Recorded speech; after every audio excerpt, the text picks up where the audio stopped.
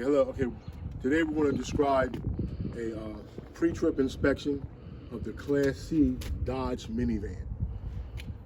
We'll be following the Class B and C checklist that is given to us by the Division of Motor Vehicles. So we're going to go step by step, and we're going to show you how to do an inspection on a Class C minivan following the checklist. You'll hear me use words like "if I could see," certain parts of the vehicle. The reason why I use those words because the Class C bus, the small bus, there are certain components on there that you can see, and because this vehicle has more compact, you can't see them. So basically, what you're doing, you're describing the Class C bus, but you're looking at this one. So I'm going to teach you how to do the Class C Dodge minivan, starting with the checklist. So we're going to get in and we're going to start with our interior inspection.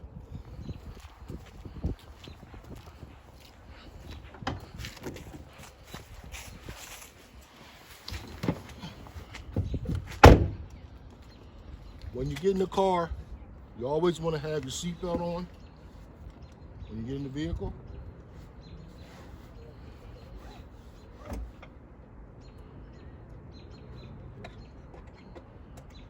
Make sure your seatbelt is on and your car is off. And the first thing you want to do, you're going to start with your safe start. That's going to be turning your vehicle on. When you turn your vehicle on, your lighting indicators on the dashboard will come on. You have your ABS light, your oil light, your voltage meter, your brake light, and your engine light will come on. Those will come on for about 3 seconds and then they'll go off. It's going to touch to know that all my warning indicators came on and they went off, letting you know they're working properly. From there, you start with your checklist. At the top of your checklist is going to be your hydraulic air brake check. You want to check that off. At that point, you want to put your foot on the service brake. You want to pump your service brake 3 times. Hold your service brake down for 5 seconds, counting 1001, 1002, 1003, 1004, 1005, and then taking your foot off the service brake. Your vehicle returns to its proper position. You're going to check that off. The next thing you want to check is going to be your parking brake. Parking brake is right here to your left. Just put your foot on it. You'll see that your parking brake light comes on in red at the top of the steering wheel on the dashboard, the indicator. Put your foot on the pedal. Put your car in drive and just lift your foot off. The car doesn't move. That you examine that your parking brake is working properly. Put the car back in park and take your parking brake off. And then check it off. Always check it off. The next one is going to be our service brake. Our service brake, we're going to put our foot on the service brake, put our car in park, just gently take your foot off the brake, apply the brake until the tester that your service brake is working properly. The vehicle doesn't pull left or right. Check that off.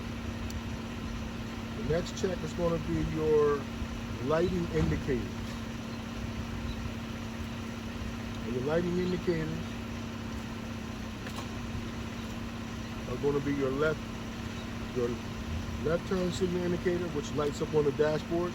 Tell them that the left turn signal indicator is working properly. Your right turn signal indicator is working properly. Pull it back. Your high beam indicator is working properly. Your 4-way flashers are working properly. And your low beam, which is this right here, turn this on, and your low beam indicator comes on inside. Your low beam indicator is working properly, and also your overhead lights are also working properly. Turn them off. The next will be, check that off. Now we're going to go to our emergency equipment. Emergency equipment is my seatbelt cutter. My seatbelt cutter is securely mounted. It's not cracked, broken, or damaged, and it is working properly.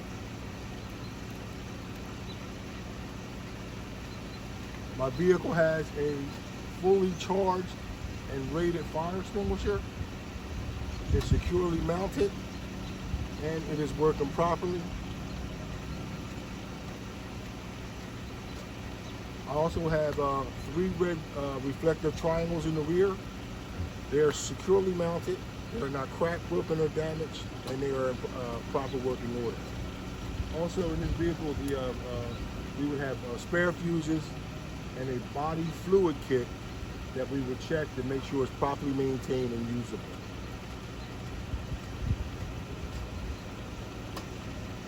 Wipers and washers is our next one.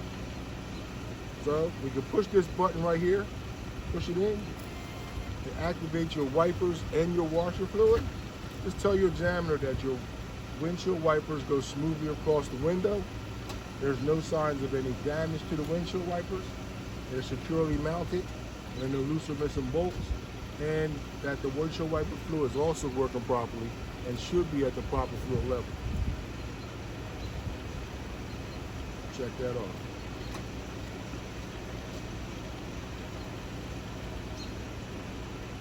Now we have our windshield and our traffic monitoring devices. Our windshield and traffic monitoring devices, as you can see, our windshield is clean, it's not cracked, it's not damaged in any way, or we do have the proper inspection sticker on the vehicle. Our traffic monitoring devices would be my driver's side mirror. My driver's side mirror is securely mounted. It's not clean, it's clean, it's not cracked, it's not damaged in any way. It moves to the left, it moves to the right, it moves down, and it moves up, and it is working properly. Our passenger side mirror is securely mounted. It's not cracked, broken, or damaged, and it moves to the left, to the right, up, and it moves down. It's working properly.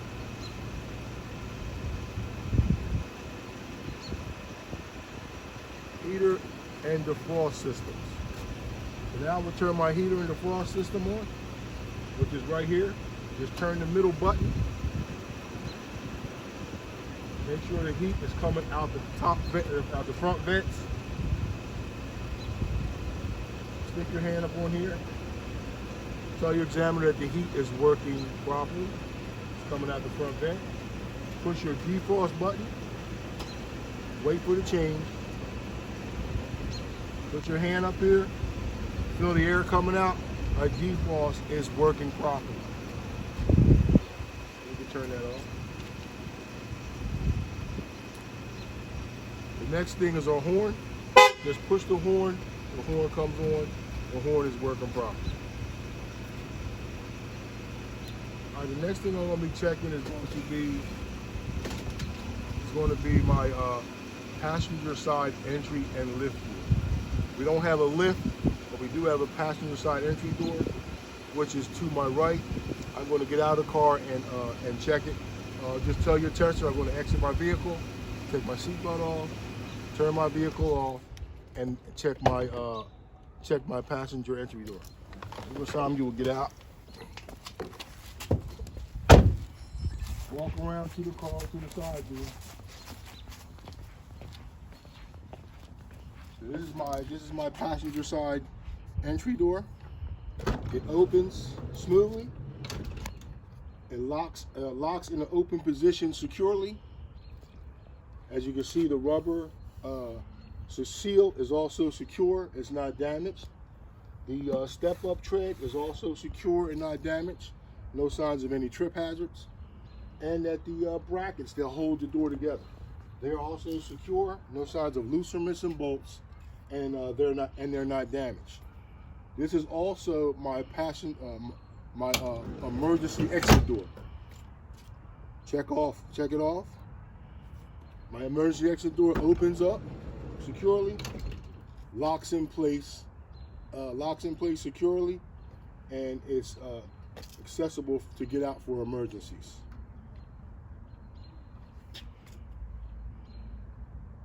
The next step here is our passenger seating.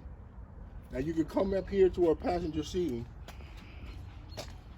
When you do your passenger seating,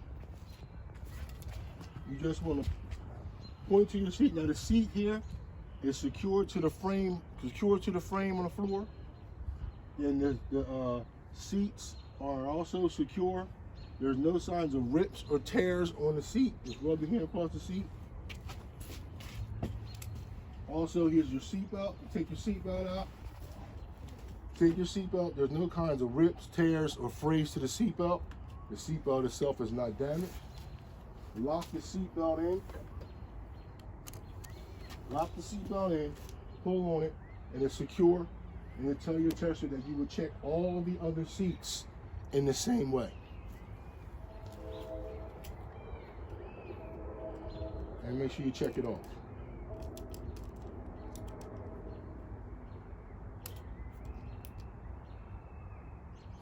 All right, now we're going to check our passenger monitoring devices.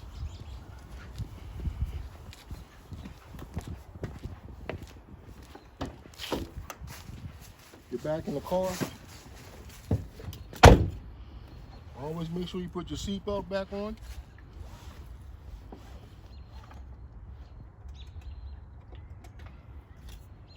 And here we are, our passenger monitoring devices.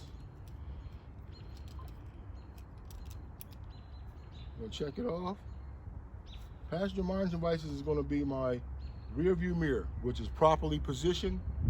You see the top of the front seats and out the back window. It's also clean, not cracked, and it is securely mounted. We have a camera here, which also monitors the passengers. It's securely mounted. It's not cracked, broken, or damaged, and it's securely mounted and it's working properly.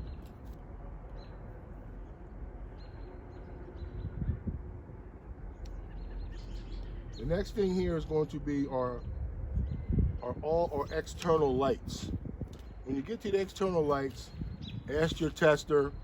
I would now like to check all my external lights. Can you assist me? At that point, your tester will get out of the vehicle. He'll walk to the front of the car, and he will give you the hand signs for left turn signal, right turn signal, four-way flashers, high beams, low beams, and then walk to the rear of your car and do the same thing. The only difference between the rear car, you will activate your rear your backup lights, and you will check it off that they're all working. The next thing is going to be our lenses. All right, so I'm gonna turn my car off, open the car up, door up, take my seatbelt off, I'm gonna pop the hood.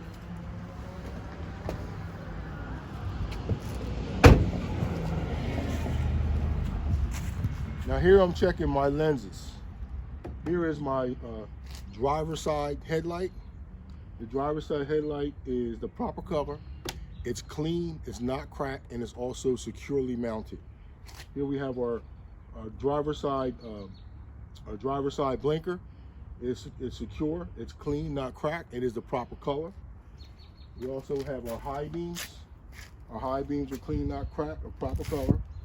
Low beams are clean, not cracked. And our four-way flashers are also clean, not cracked, and the proper color and in working order. You can also check the passenger side. Just say you'll check the passenger side headlight assembly the same way. If they ask you to go check it, just check it the same way you checked out. Just check it off. Now we're going to check for fluid levels. Fluid levels. We're going to open up our hood.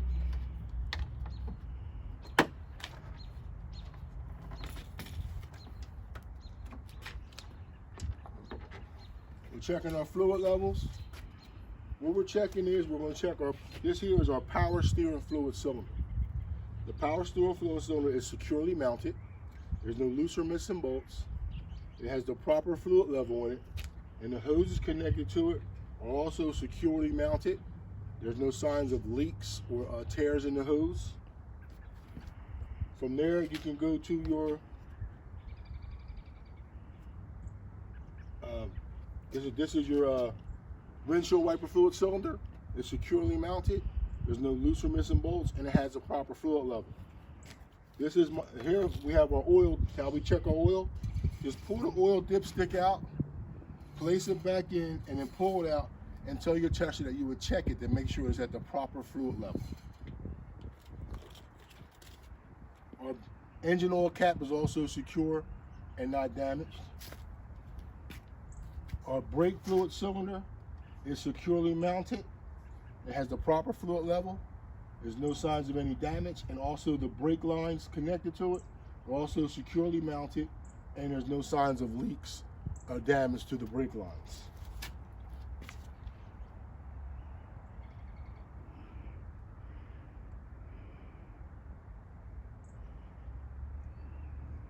Now fluid, now the fluid levels are, now you have fluid leaks.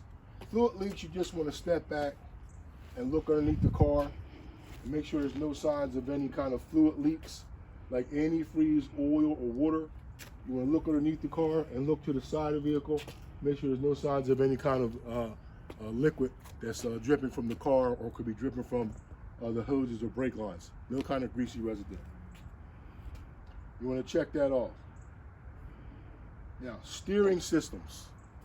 Now, steering systems, if I could see my steering system on this vehicle here, it's a very compact engine. What I would check for, I would check to make sure that the steering box is securely mounted, that there's no signs of loose or missing bolts to the steering box, and there's no signs of any leaky fluid from the box. And that the steering shaft itself is also straight, and there's no signs of loose or missing bolts. The reason why, now, on this vehicle, you can't see a steering box, but because you are licensed to drive the larger yellow bus, that's a Class C vehicle, you can see the steering box and steering shaft. So when you hear me use words like "if I could see it," you're describing the other bus that you're licensed to drive. So that's our steering systems. From there, we're going to go to our tires. Here's our driver's side tire. The top of the tire is evenly worn across the top. The tread depth should be 4/32 of an inch. The sidewalls, there's no signs of rips, tears, or bulges to the sidewall. Also, you want to check the valve stem. The valve stem is straight, it's not damaged, and you would take off the cap and use an air pressure gauge to test the air pressure of the tire. Now here we have our rim. Now this is our rim. We have a hubcap, but there is a metal rim there. When we're examining the rim, you're looking for any kind of dents to the rim. You're looking for any types of broken welds to the rim. You want to make sure that the rim is not damaged in any way. Here we have lug nuts. Lug nuts. All the lug nuts are visible. They're securely mounted to the tire. There's no signs of any rust on the lug nut or any kind of rust trails. There's no kind of shine, and they're not shiny, which would indicate that the lug nut may be loose or damaged. Next one is springs and air brake and shocks. So we're checking the springs and the shocks. On this vehicle here, you have a coil spring and you have a shock. Now, if I could see the coil spring, I would make sure that this coil spring is securely mounted. Also, there's no loose or missing bolts, and to make sure that the coil spring itself is not broken or distorted in any way. Also, you want to check the shock. You want to make sure that the shock is securely mounted, that there's no loose or missing bolts, and you want to make sure that the shock is not leaking.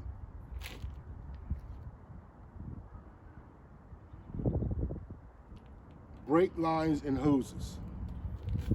On here, if I could see the brake lines, I would check the brake lines to make sure they're securely mounted.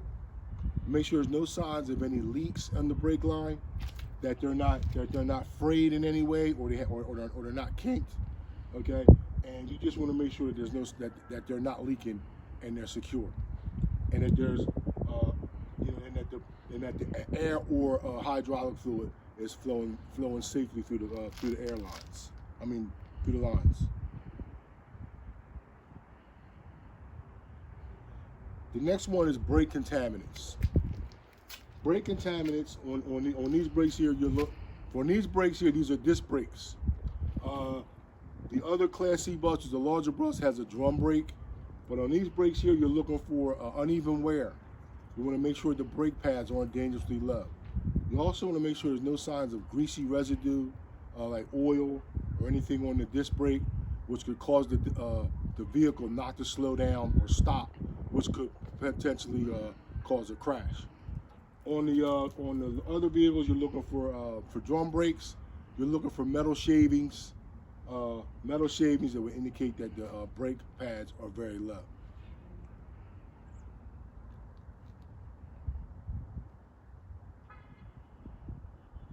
Now, to check our battery, we want to make sure the battery is securely mounted. It's not loose. It's not vibrating. It's also that the cables are secure. There's no signs of any corrosion on the cables.